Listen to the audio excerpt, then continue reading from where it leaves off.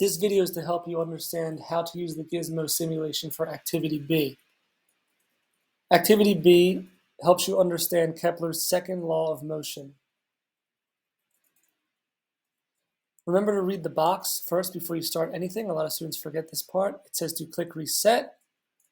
I'm making this video after I made the Activity A video, so yours would look something like this.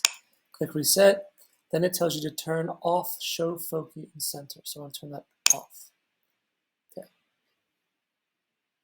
So we looked at how ellipses or how orbits are elliptical shaped, and you learned about how eccentricity can change based on the distance of foci points and the velocity and position of the planet around the sun. Now we're going to look at the speed of the planet. Law number 2 for Kepler. It tells you to place the planet at -5 IAU. Now you should know how to do that from the first part. Just so happens that we already have it there. The planet is on -5 astronomical units. Notice the area I circled, that changes when you move the planet. We want to get on right at -5. Right. Then it says change the velocity to -4 joules. Well, negative is going to be down, so we're going to move it so that this number, the velocity V, purple arrow, velocity vector, so that is at -4. So let's move it till it's at about -4. Good, we got it there, even though it said it doesn't have to be perfect. Then it says turn off show vectors. I'm going to turn the grid off for a second. And it says push play and watch the speed of the planet. So now push play. Just watch the speed of the planet. As you're watching this, I'm going to jump ahead here so the video is not too long. Answer these questions. Then it tells you to click reset and turn on show vectors. This is number 2. So pause the video if you're still working on that first part. It says turn on show vectors.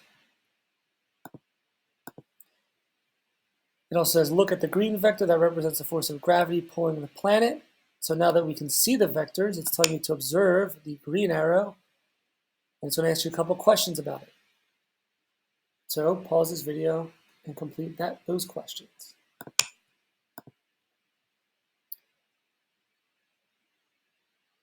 Now we're going to do number 4. It says click reset.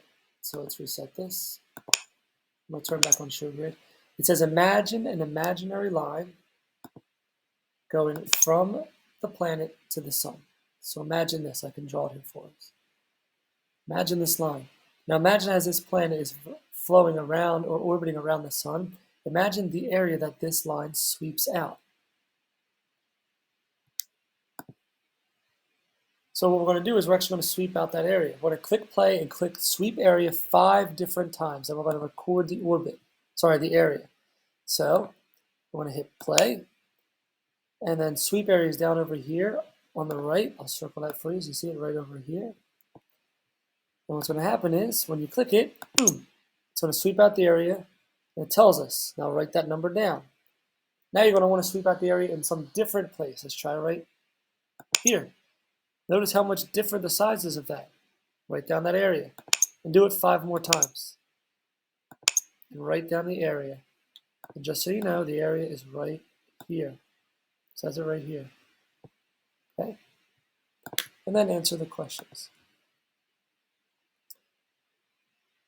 If you need any help for this section, just ask me, but read the rest of the directions and use your logic and what you've observed in the simulation to find your answers.